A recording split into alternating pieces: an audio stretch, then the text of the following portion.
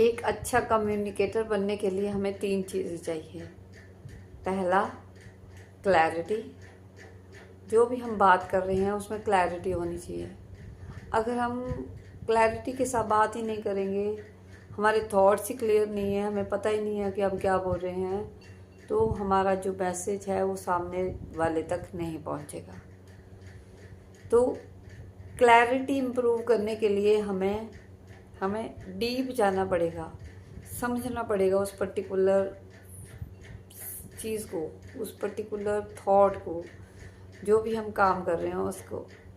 अगर हम ऊपर ऊपर से जैसे रट्टाफिकेटर हम बनते हैं, तो जो चीज़ें हमें समझ नहीं आती, जो हम बोलेंगे भी तो वो दिल से नहीं निकलेगी, वो सिर्फ शब्द होंगे, भाव नहीं होंगे।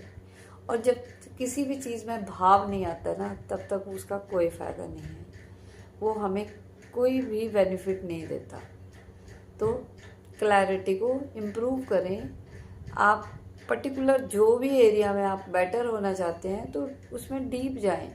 ऐसा नहीं है कि आज हमने कोई और एक काम चुना, कल दूसरा चुना, इस तरह से हम थाली के बैंगन की तरह इधर उधर जा रहे हैं, यानी कि बिन बांधे की लोटे की तरह हम लुढ़कते जा रहे हैं। तो जो इंसान एक काम पर, एक चीज़ पर फोकस करता है तो वो बेटर उसमें बनता है, एक्सीलेंस हासिल करता है उस पर्टिकुलर फील्ड में, तभी वो कुछ बड़ा कर पाता है।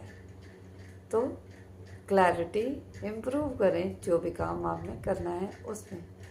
दूसरा, कॉन्फिडेंस। हमारा कॉन्फिडेंस तभी बढ़ता है जब हम कोई भी काम की हमें डीप नॉलेज होती है।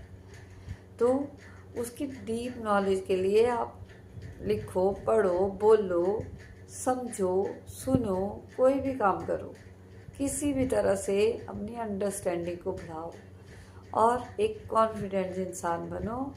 जब हम अपने फील्ड के, अपने एरिया के, अपना जो भी काम कर रहे हैं उसमें हम माहिर होते हैं, तो हम किसी से भी डरते नहीं हैं। कॉन्फिडेंस के सामने कभी भी उस पर्टिकुलर टॉपिक पे हम बोल सकते हैं। और तीसरा, एम्पथी।